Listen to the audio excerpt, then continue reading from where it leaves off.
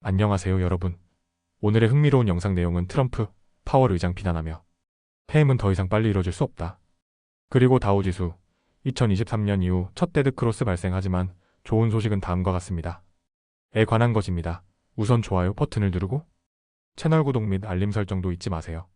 여러분의 관심과 지지가 저희에게 큰 힘이 됩니다. 첫 영상에서 전해드릴 이야기는 미국의 중앙은행, 즉 연방준비제도를 둘러싼 긴장감 높은 상황에 대한 소식입니다. 이 이야기는 미국 경제 전문 매체 월스트리트 저널의 보도를 바탕으로 재구성했습니다. 먼저 사건의 중심에 있는 두 사람을 소개합니다. 바로 미국 대통령 트럼프와 연방준비제도 의장인 제롬 파월입니다. 두 사람의 갈등은 새로운 것이 아닙니다.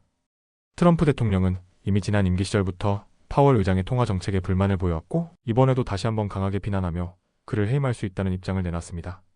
사건은 이렇게 시작됐습니다. 파월 의장이 수요일 관세 인상이 물가를 자극하고 동시에 경제를 둔화시킬 수 있다며 연준이 매우 어려운 선택을 강요받을 수 있다고 경고했습니다. 즉 가격이 오르면 기준금리를 올려야 하지만 동시에 경기가 위축되면 금리를 내려야 하는 상충된 상황이라는 것입니다. 그런데 이 발언이 나온 다음 날 트럼프 대통령은 소셜미디어를 통해 이렇게 말했습니다. 파월의 해임은 더 이상 빨리 이뤄질 수 없다. 이어서 백악관에서도 직접 기자들에게 내가 원한다면 파월은 금방 자리에서 나올 수 있다. 믿어달라고 말했습니다. 이 발언은 단순한 비난을 넘어 연준 의장을 실제로 해임하겠다는 뜻을 내비친 것입니다. 하지만 여기에는 법적인 논란이 따릅니다. 미국 법에 따르면 연준 의장은 임기가 보장되어 있으며 대통령이 정책적 이유로 의장을 해임한 전례는 없습니다. 실제로 파월 의장 자신도 과거 트럼프 대통령이 해임하려 했을 때 법적으로 맞서 싸울 것이라고 밝혔던 적이 있습니다. 파월 의장의 임기는 2026년 5월까지입니다. 아직 1년 이상 남은 상황에서 대통령이 그를 해임하려 한다면 그것은 단순히 인사권을 넘어 연준의 독립성을 정면으로 흔드는 행위가 될 수 있습니다. 트럼프 대통령은 연준이 미국의 경제 상황, 특히 무역 전쟁에 따라 적절하게 금리를 낮추지 않았다는 점에 크게 불만을 품고 있습니다. 그는 파월 의장이 언제나 늦게 반응한다고 비난하며 유럽중앙은행이 이미 금리를 인하한 것처럼 미국도 당장 인하해야 한다고 주장했습니다.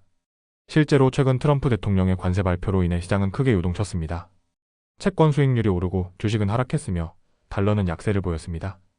이는 시장 참여자들이 무역 전쟁과 금리 정책의 혼란에 대해 깊은 우려를 갖고 있다는 것을 보여주는 신호입니다. 하지만 파월 의장은 연준의 독립성을 강하게 강조하고 있습니다. 그는 우리는 어떤 정치적 압력에도 영향을 받지 않는다.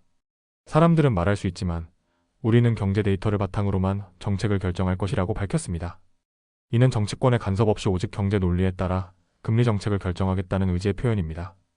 이번 사태는 단순히 한 인물을 둘러싼 인사 논쟁이 아니라 미국 중앙은행의 독립성과 법적 틀, 그리고 세계 금융시장에 미치는 영향까지 걸린 중대한 사안입니다. 실제로 많은 투자자들은 연준의 독립성이야말로 물가를 안정시키고 달러의 신뢰를 유지하며 장기적인 금리 안정성에 기여한다고 믿고 있습니다. 미국이 이 원칙을 무너뜨린다면 아시아와 유럽의 투자자들이 미국 자산을 외면할 가능성도 제기되고 있습니다. 코넬 대학교의 경제학자 에스와르 프라사드는 이렇게 말합니다. 트럼프는 미국 제도의 근간이 되는 독립기관의 자율성을 겨냥하고 있다. 이것은 달러의 국제적 지위에도 심각한 위협이 될 수 있다. 과거에도 대통령이 중앙은행에 압박을 가한 전례는 있었습니다. 리처드 닉슨 대통령은 선거를 앞두고 당시 연준 의장이었던 아서 번스에게 금리를 낮추도록 압력을 넣었고 번스는 이응했습니다. 하지만 이후 높은 인플레이션과 경기 침체를 겪은 미국은 연준의 독립성을 강화하는 방향으로 움직였습니다. 이후 수십 년간 연준은 정치적 압력과 거리를 두며 물가와 고용의 균형을 책임졌습니다. 이번 트럼프 대통령의 발언은 이 같은 전통에 다시금 도전장을 던진 셈입니다. 앞으로의 핵심 변수는 두 가지입니다. 첫째, 트럼프 대통령이 실제로 해임을 시도할 것인지, 둘째, 그러한 시도가 법적으로 가능할지입니다. 그리고 이 모든 논란의 뒤편에는 연준이 금리를 어떻게 조정할 것인지에 대한 시장의 민감한 기대가 숨어 있습니다. 이번 사태는 단순한 갈등이 아닌 미국의 경제 시스템을 지탱하는 중요한 축을 시험하는 순간이 될 수 있습니다. 연준의 독립성, 시장의 신뢰, 그리고 달러의 지위. 이 세 가지는 결국 모두 연결되어 있습니다.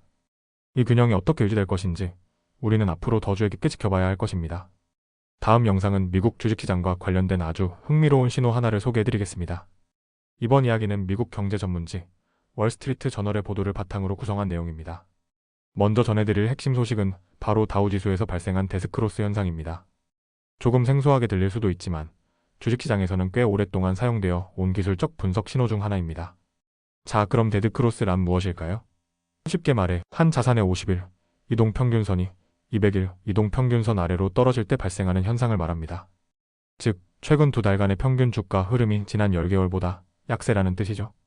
이런 흐름은 보통 시장이 단순한 조정, 국면을 넘어서 본격적인 하락장으로 접어들 수 있다는 신호로 해석되기도 합니다.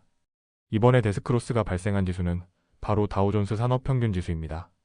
지난 몇 주 사이 스탠더드 앤드 푸어스 500 지수와 나스닥 종합지수에서도 같은 신호가 나왔고, 그보다 앞서 지난 3월에는 러셀 2000 지수에서도 같은 현상이 포착된 바 있습니다. 미국 주요 지수 대부분이 비슷한 흐름을 보이고 있는 셈입니다. 이쯤 되면 많은 투자자들이 걱정할 수밖에 없습니다. 이제 본격적인 하락장이 오는 건가? 라는 의문이 들 수밖에 없겠죠. 하지만 여기서 중요한 점이 하나 있습니다.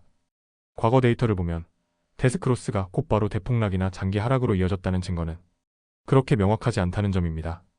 실제로 과거 사례를 살펴보면 데드크로스 발생 직후 한 달 동안은 다소 부진한 흐름을 보이는 경우가 많았지만 6개월이 지나면 대부분 회복세를 보였다는 것이 통계적으로 확인된 사실입니다.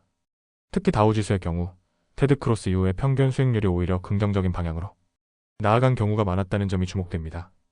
1950년 이후 발생한 모든 데드크로스를 분석한 결과 다우지수는 일주일 후 소폭 상승했고, 시간이 갈수록 수익률이 더 좋아졌습니다. 특히 최근 20번의 데드크로스 이후 수익률 평균을 보면 단기적으로도 꽤 괜찮은 흐름을 보였다는 결과가 나왔습니다. 그렇기 때문에 일부 전문가들은 테드크로스를 단순히 뒤늦게 알려주는 지표라고 부릅니다. 이미 시장이 하락했다는 사실을 재확인해주는 것이지 향후 시장이 더 떨어질지에 대한 결정적인 예측 신호는 아니라는 겁니다. 이와 관련해 미국의 투자 전문가 브렉 캐넬은 이렇게 말했습니다. 기술적 데드크로스가 꼭 시장의 종말을 알리는 결정타라고 생각할 필요는 없습니다. 오히려 시장의 방향성은 다른 변수들과 함께 종합적으로 판단해야 한다는 조언입니다. 참고로 이번 주 목요일 미국 주식시장은 혼조세로 마감했습니다. 나스닥과 다우지수는 하락세를 보였지만 스탠더드 앤드 푸어스 500 지수는 소폭 상승하며 녹색으로 장을 마쳤습니다. 그리고 금요일은 성금요일로 인해 미국의 주식시장과 채권시장이 모두 휴장했습니다. 이처럼 기술적 지표 하나만으로 시장의 방향을 단정하기는 어렵습니다. 하지만 데드크로스 같은 신호는 현재 시장이 어느 정도 약세 흐름을 보이고 있는지를 파악할 수 있는 중요한 참고자료가 됩니다. 중요한 건 공포에 휩싸이는 것이 아니라 지금이 어떤 상황인지, 과거에는 어떻게 흘러갔는지 객관적인 시각을 갖는 것입니다. 결국 시장은 여러 요소들이 결합되어 움직이며 투자자는 그 흐름 속에서 냉정하게 판단해야 한다는 점을 다시 한번 떠올려야 할 때입니다. 지금까지 미국 주식시장에 등장한 테드크로스 현상과 그 의미에 대해 알아봤습니다. 지금 이 순간에도 시장은 끊임없이 움직이고 있습니다. 앞으로 어떤 흐름이 펼쳐질지 여러분과 함께 지켜보도록 하겠습니다. 오늘은 여기까지입니다. 다음 영상에서 더 유익하고 흥미로운 내용으로 찾아뵙겠습니다. 이 영상은 투자 의견이 아닙니다. 매우 감사합니다.